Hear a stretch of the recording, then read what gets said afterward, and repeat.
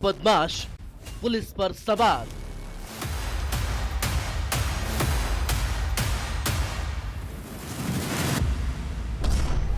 पटना में अपराधियों ने मचाया कोहराम।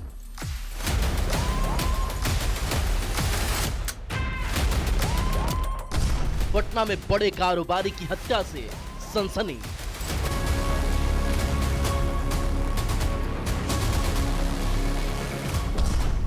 पहले बेटे अब पिता की हत्या से हड़कंप।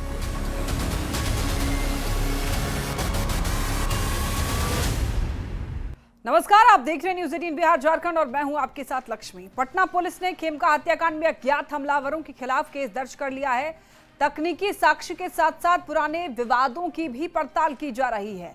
व्यवसायिक रंजिश या फिर किसी अन्य दुश्मनी को लेकर के भी जांच की जा रही है। गोपाल खेमका हत्याकांड से जुड़ी हुई इस रिपोर्ट को आप देखिए।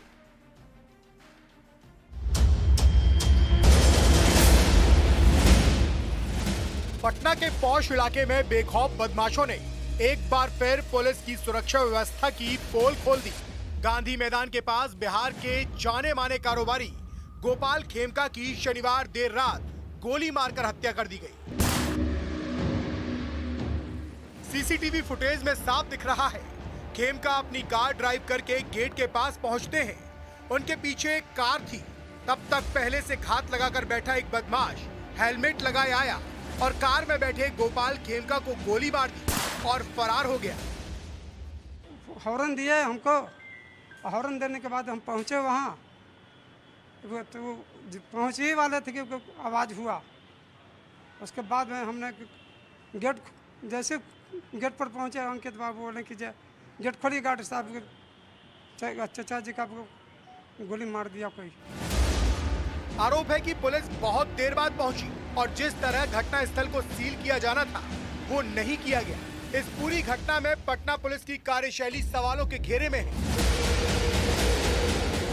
4 तारीख की रात में 11 बजे के आसपास गांधी मैदान के साउथ एरिया में यह सूचना मिली है कि अपार्टमेंट के सामने जो बिजनेसमैन है गोपाल खेमका जी, उनको चोट लगने से, गोली लगने से मृत्यु हो गई है। जैसे इसकी सूचना पुलिस को मिली है हॉस्पिटल में, तो वहाँ पे पुलिस पहुँच गई थी। यहाँ पे सीन को सिक्योर किया गया है और बाकी की जाँच पड़ताल की जा रही है। कैमरा से इत्यादि खंगाले जा रहे हैं। बाकी की कार्रवाई आगे की जाएगी। परिवार का आरोप है कि 1.5 घंटे तक पुलिस घटना स्थल पर नहीं पहुंची थी। यहां तक कि पास से गुजर रही पुलिस की एक गाड़ी भी वहां नहीं रुकी। वहाँ से क्लब से लौटे हैं, उनके घर के नीचे पहुंचते ही उनको गोली मार दी गई। एकदम प्राइम लोकेशन, 500 मीटर पे गांधी मैदान थाना है, 500 मीटर पे डीएम हाउस है और 500 के अपोजिट में पुलिस कंट्रोल रूम है। इनको किसी को खबर नहीं है, सब सो रहे हैं।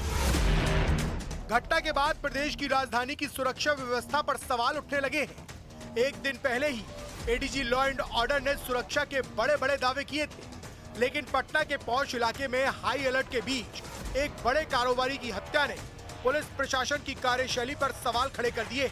लोगों में इस बात को लेकर गुस्सा है कि महज 500 मीटर की दूरी पर थाना होने के बावजूद कोई हरकत क्यों नहीं हुई। पटना में लोकल पुलिस को गांधी मैदान के सामने हत्या हो जाती है और 1.5 घंटा की पटना पुलिस क्या करती रहती है, हमको ये नहीं समझ में आता है। हाँ, सारे गश्ती दल वालों का काम है रात को स्कूटर रोको, डिग्गी दिखाओ, लाइसेंस दिखाओ, 6 बजे चेकिंग लगाओ। पुलिस को मौके से एक गोली और एक गोली का खोखा मिला है। हालांकि घटना हो जाने के बाद भी क्राइम सीन को जिस तरह से खुला छोड़ दिया गया है, उससे भी पुलिस की कार्यशैली पर सवाल खड़े हो रहे हैं।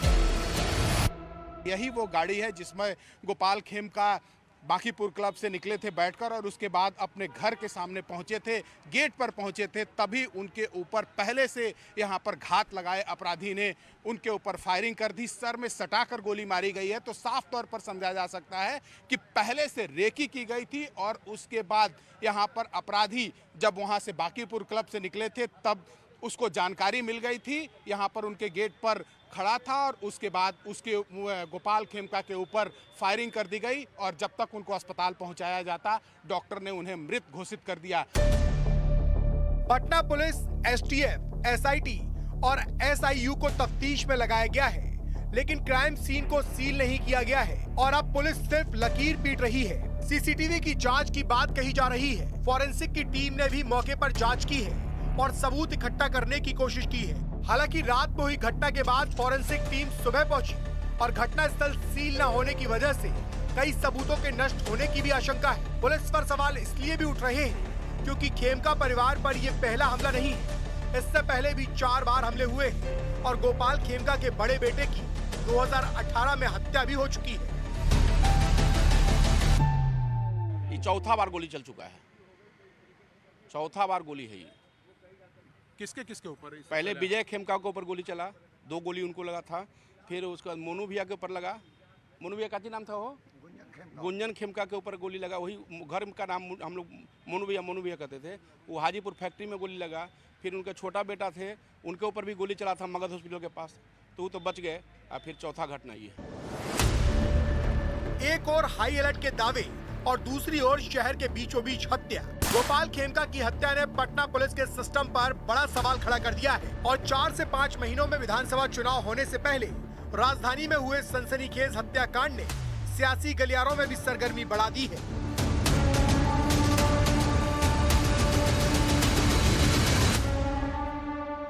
पटना का हाई प्रोफाइल गोपाल खेमका हत्याकांड में कई घंटे बाद भी पुलिस के हाथ अब तक खाली हैं। जमीन, बेटा हत्याकांड, जेल कनेक्शन समेत सभी बिंदुओं पर पुलिस छानबीन कर रही है। तकनीकी और वैज्ञानिक साक्ष्य के विश्लेषण और जांच के आधार पर पुलिस ने महत्वपूर्ण सुराग मिलने का भी दावा किया है। वहीं शूटर का आखिरी लोकेशन हाजीपुर में मिला है। पटना पुलिस की एसआईटी ने हाजीपुर थाने से गोपाल खेमका के बेटे की हत्या को लेकर कई अहम जानकारी हासिल की है। हत्याकांड के तार पटना के बेऊर जेल से जुड़ने के बाद कुख्यात अपराधी अजय वर्मा से भी पुलिस ने पूछताछ की है। पटना के गांधी मैदान थाने में गोपाल खेमका के डॉक्टर बेटे के बयान पर अज्ञात लोगों के खिलाफ पुलिस ने केस दर्ज कर लिया है। आपको ये भी बता दें कि गोपाल खेमका का आज अंतिम संस्कार होगा। बेटी के लंदन से लौटने के बाद गुलाबी घाट पर अंतिम संस्कार किया जाएगा। 24 घंटे बीत गए हैं, लेकिन पटना के चर्चित गोपाल खेमका हत्याकांड में पुलिस के हाथ अब तक खाली हैं। यह तस्वीर है गोपाल खेमका के आवास के बाहर की और यही वो घटनास्थल है जहां पर अपराधी ने गोपाल खेमका को गोली मार दी थी और उनकी मौत हो गई थी। इस पूरे मामले में बिहार पुलिस या पटना पुलिस जमीन के एंगल से, बेटा हत्याकांड के एंगल से और जेल कनेक्शन समेत सभी बिंदुओं पर गहन छानबीन में जुटी हुई है। टेक्निकल और साइंटिफिक एविडेंस के आधार पर विश्लेषण और जांच का काम फिलहाल पुलिस की तरफ से किया जा रहा है और पुलिस ने कल ही महत्वपूर्ण सुराग मिलने का दावा किया था। इस पूरे मामले में जो सीसीटीवी फुटेज आया है, उस आधार पर पुलिस ने इस बात की जानकारी हासिल की है कि शूटर का अंतिम लोकेशन जो है, यह तस्वीर देखिए, अभी भी पुलिसकर्मी जो हैं सुरक्षा के लिहाज से जिन गार्डों की तैनाती की गई है, वो गार्ड इस वक्त नज़र आ रहे हैं और जो परिजन है उनकी सुरक्षा के लिए पुलिसकर्मियों की तैनाती कर दी गई है। तो मैं बता रहा था कि जो शूटर है उसका अंतिम लोकेशन हाजीपुर में मिला था और पटना एसआईटी की एक टीम हाजीपुर पहुंची थी। हाजीपुर थाने में गोपाल खेमका के बेटे की हत्या को लेकर जो केस दर्ज हुआ है उस बारे में पुलिस ने जानकारी हासिल की है।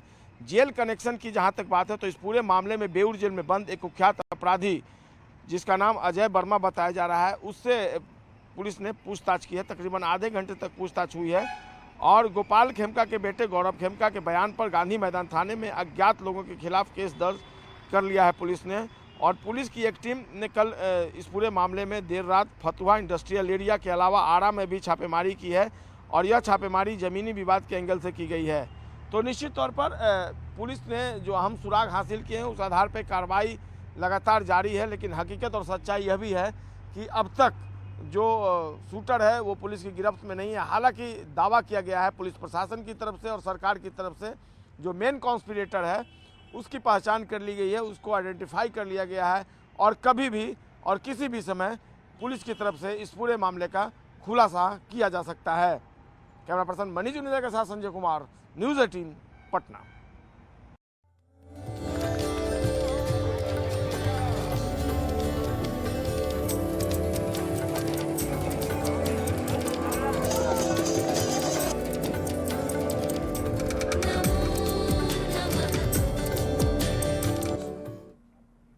अमरनाथ की यात्रा की शुरुआत हो चुकी है। बाबा बर्फानी के दर्शन के लिए भक्तों का जोश देखते ही बनता है और भक्तगण जो है वो 9 अगस्त तक अमरनाथ गुफा के दर्शन कर पाएंगे।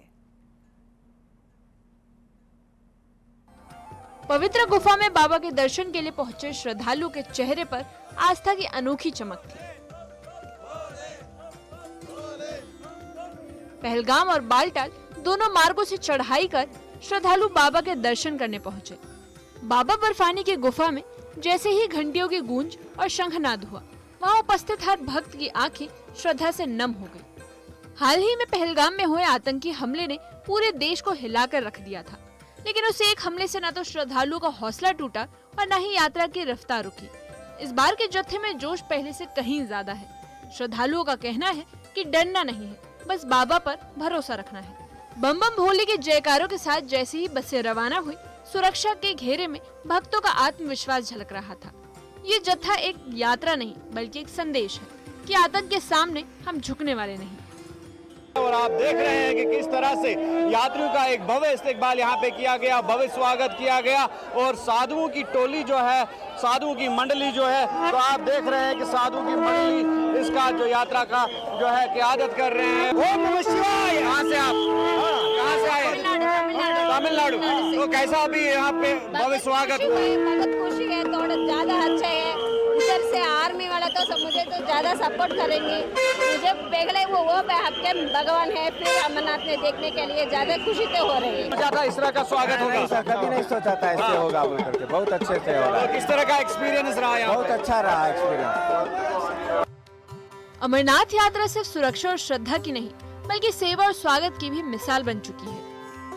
बालटाल और पहलगाम के बेस कैंप से लेकर टिकरी, खन्नाबल और काली माता मंदिर जैसे ट्रांजिट पॉइंट्स तक हर जगह यात्रियों का जोरदार स्वागत किया गया।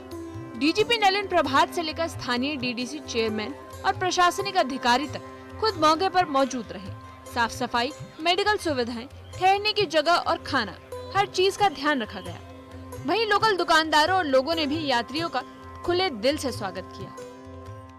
भोलेनाथ की कृपा हम भक्तों पर सारों बनी हुई है, तो उनका आशीर्वाद लेने जा रहे हैं। बहुत खुशी की बात है।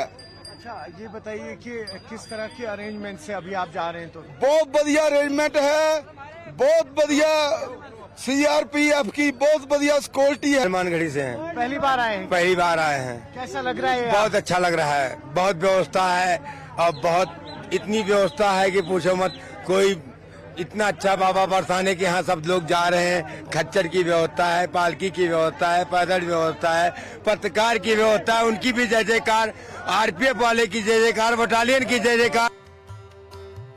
यात्रा मार्गों पर यातायात नियंत्रण और सुरक्षा व्यवस्था बेहद सख्त है। पहलगाम रोड से लेकर बालटाल रूट तक ट्रैफिक कंट्रोल रूम्स, पुलिस चौकियां और हाईवे लगातार गश्त कर रही हैं। ट्रैवल एडवाइजरी का सख्ती से पालन करवाया जा रहा है, जिससे किसी भी तरह की भीड़ भाड़ या अव्यवस्था न हो। हाईवे पर सीआरपीएफ और पुलिस की जॉइंट पेट्रोलिंग चल रही है। यात्रा मार्ग पर सीसीटीवी और ड्रोन कैमरे से हर मूवमेंट पर नजर रखी जा रही है। हर जगह क्विक रिस्पांस टीमें अलर्ट मोड में है। यात्रियों को हर मोड़ पर गाइड करने के लिए हेल्प डेस्क और स्वयं सेवी भी तैनात किए गए हैं। इस बार अंदेशा था कि हालातों की वजह से श्रद्धालुओं की संख्या कम हो सकती है, लेकिन बाबा बर्फानी की कृपा देखिए, इस बार श्रद्धा का ज्वार और भी ऊंचा दिख रहा है। हर दिन की शुरुआत बम बम भोले के जयकारों से हो रही है और जत्थों में उमड़ती भीड़ साफ दिखा रही है कि आस्था किसी डर से नहीं डरती। और जो यात्रा कभी कठिन मानी जाती थी, उसमें अब महिलाएं बड़ी संख्या में हिस्सा ले रही हैं। मैं यही कहना चाहिए कि सभी को आना चाहिए। अच्छा है, यहाँ पे कोई प्रॉब्लम नहीं है, कोई दिक्कत नहीं है, सिक्योरिटी अच्छी है, सब कुछ ठीक है, सेफ है। हाँ। आप बताइए, बच्चे आपके फ्रेंड्स को बोला था आपने यहाँ आ रहे हैं? हाँ, मैंने उन्हें बताया था। वो बड़ा यहाँ पे मजा आ रहा है। पहले तो आने टाइम थोड़ा डर लग रहा था, लेकिन अब अच्छा लग रहा है। 38 दिनों की इस पावन यात्रा की शुरुआत श्रद्धा, सुरक्षा और सेवा के संगम से हुई। घाटी की वादियों में गूंजते बम बम भोले के जयकारों के बीच हर चेहरा बाबा बर्फानी की भक्ति में डूबा है। हिमाचल प्रदेश में बादल फटने से भारी तबाही हुई है। मानसून आने से लेकर के अब तक हिमाचल प्रदेश में 20 जगहों पर बादल फटे हैं, जिसमें से 30 लोगों की मौत हो गई है, 33 से ज्यादा लापता हैं। और इस बीच हिमाचल प्रदेश में बारिश का रेड अलर्ट भी जारी है और खतरा अभी टला नहीं है। देखिए हिमाचल में तबाही की खौफनाक तस्वीरें।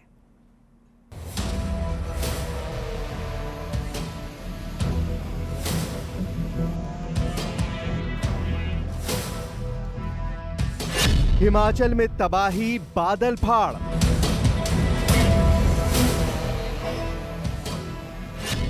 आसमान से बरसा कुदरत का कहर। सरकार वो देख रही है कि ये क्लाउडबर्स्ट की घटनाएं बड़ी क्यों हैं। 20 जगहों पर फटे बादल, 30 की मौत।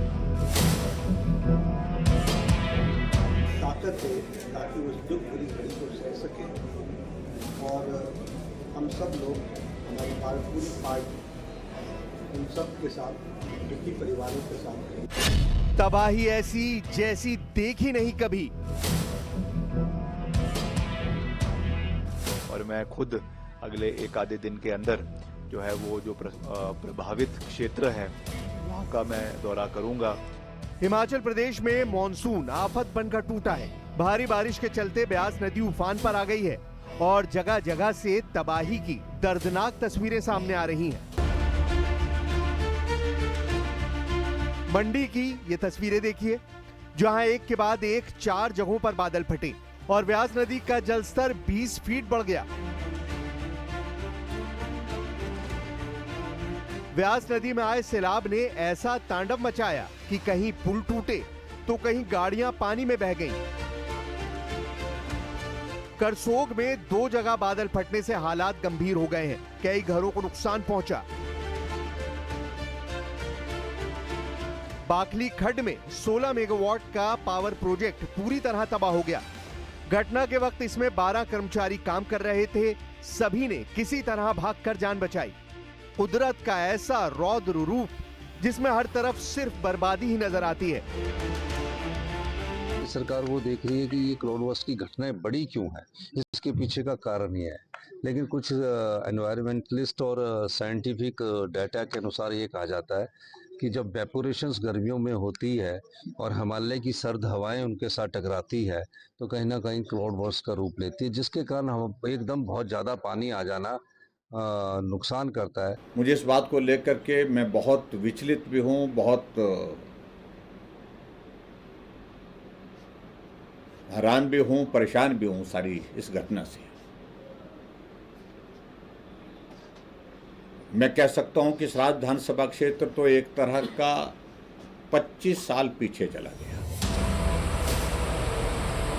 उधर कुल्लू में भी भारी बारिश से नदियां नाले उफान पर हैं। लूरी के पास नाले में आई बाढ़ में एक गाड़ी बह गई। इसके साथ ही नेशनल हाईवे पर जल भराव की वजह से आवाजाही बाधित है। हमीरपुर में भी ब्यास नदी का जलस्तर खतरे के निशान को पार कर गया है। इसी वजह से नदी किनारे बने घरों में पानी आने से करीब 25 लोग फंस गए। प्रशासन की टीम ने 15 लोगों का रेस्क्यू कर उन्हें सुरक्षित जगह पहुंचा दिया। हिमाचल प्रदेश के मुख्यमंत्री सुखविंदर सिंह सुक्खू खुद मैदान पर रेस्क्यू ऑपरेशन का जायजा लेने के लिए उतर चुके हैं। केंद्रीय मंत्री जेपी नड्डा ने भी कहा है कि केंद्र सरकार पीड़ितों को हर संभव मदद करेगी। और हम सब लोग इस घटना से द्रवित हैं। ईश्वर जिनकी जानें गई हैं उनको, उनकी आत्मा को शांति दे और परिवार वाले को ताकत दे ताकि उस दुख भरी घड़ी को सह सके और हम सब लोग, हमारी पूरी पार्टी उन सब के साथ, दुखी परिवारों के साथ। मैं भी काफ़ी नुकसान प्रदेश के अंदर हुआ है, पर्टिकुलरली जिला मंडी में और कुछ कुल्लू के सेक्शंस में इसमें नुकसान ज़रूर हुआ है और हमारे कई ब्रिजेस भी उसमें बह गए हैं, कई सड़कें बंद है और करीबन 200 से 250 सड़कें आज भी प्रदेश के अंदर बंद है। पिछले कल 500 थी, कई खोल दी गई है। आज बरसात कम हुई है तो इसलिए इतना नुकसान आज थोड़ा कम है, मगर फिर भी हम लगातार उसका प्रयास कर रहे हैं और मैं खुद अगले एक आधे दिन के अंदर जो है वो जो प्रभावित क्षेत्र है वहां का मैं दौरा करूंगा। मंडी, कुल्लू, किन्नौर, हमीरपुर के अलावा चंबा, शिमला, सिरमौर, सोलन समेत हिमाचल के ज्यादातर जिलों में बारिश ऐसी ही मुसीबत बनकर आई है, जिसमें सड़कें बंद, स्कूल कॉलेज बंद, तेज बारिश का रेड अलर्ट जारी और लोगों को अनावश्यक यात्रा से बचने का निर्देश जारी किया गया है। परेशान करने वाली बात यह है कि ना तो बारिश रुकने का नाम ले रही और ना ही तबाही का खतरा कम हो रहा। हालांकि प्रशासन और रेस्क्यू टीमें अलर्ट पर हैं, लेकिन आसमानी आफत कब रुकेगी इसका जवाब किसी के पास नहीं है।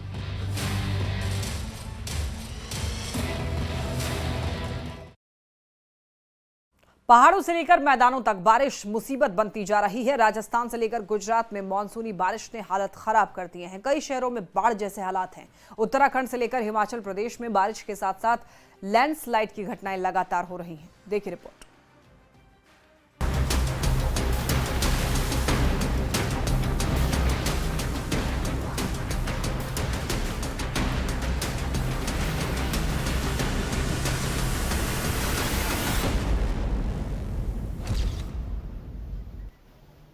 राजस्थान के अजमेर में भारी बारिश के बाद बाढ़ जैसे हालात बन गए। सड़कें दरिया में तब्दील हो गई। पानी का बहाव इतना तेज था कि कोई भी दहशत में आ जाए। इसी बीच एक दुपहिया वाहन बहता दिखाई दिया। यह देखकर वहां पर मौजूद सभी लोगों के होश उड़ गए। इतना ही नहीं, पानी का वेग लोगों को भी अपनी तरफ खींचने लगा। बड़ी मशक्कत के बाद आगे जाकर दुपहिया वाहन को निकाला गया। दुकानदारों का काफी सामान भी पानी में बह गया। कुछ ही घंटों की बारिश में अजमेर शहर पानी पानी हो गया, जिससे लोगों की जान मुश्किल में पड़ती दिखी। अब ये तस्वीरें देखिए, ये भी अजमेर शहर की हैं। सड़क पर दरिया बह रहा है, जिसने लोगों का रास्ता रोक लिया। कोई भी आगे नहीं बढ़ पा रहा था। सड़क की दोनों तरफ भीड़ दिखाई दी। लोग एक दूसरे का हाथ पकड़कर आगे की तरफ बढ़ने लगे। बड़ी मशक्कत और जान जोखिम में डालने के बाद लोग पानी के बहाव को पार कर पाए। अजमेर में हुई मूसलाधार बारिश से वहां के कई इलाके डूब गए, जिससे लोगों की मुश्किलें बढ़ गईं। गुजरात के बनासकांठा में आसमान से आफत बरस रही है। सड़क पर इतना पानी भर गया है कि गाड़ियां बंद हो गईं। लोग बस को धक्का मारते हुए दिखाई दिए। मौसम विभाग ने जिले में बारिश का ऑरेंज अलर्ट जारी किया है और बारिश होने से हालात ज्यादा बिगड़ सकते हैं।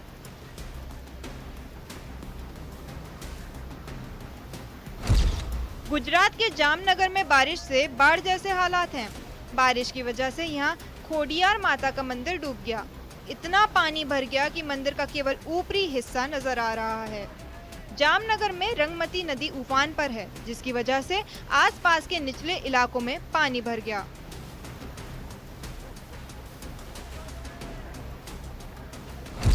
उधर हिमाचल प्रदेश के मंडी में उस वक्त कोहराम मच गया जब 2 मंजिला मकान अचानक भर-भराकर गिर पड़ा।